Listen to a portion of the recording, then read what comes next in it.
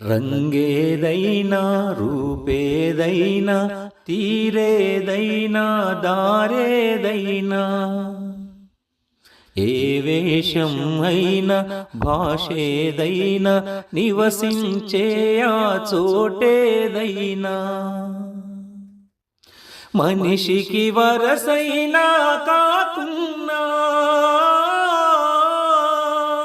మనిషికి వరసైనా కాకున్నా ఇది మమతల బంగారం ఈ జగతికి సింగారం ఇదే మన భారతం ఇలలో పూల రథం శక్తియుతం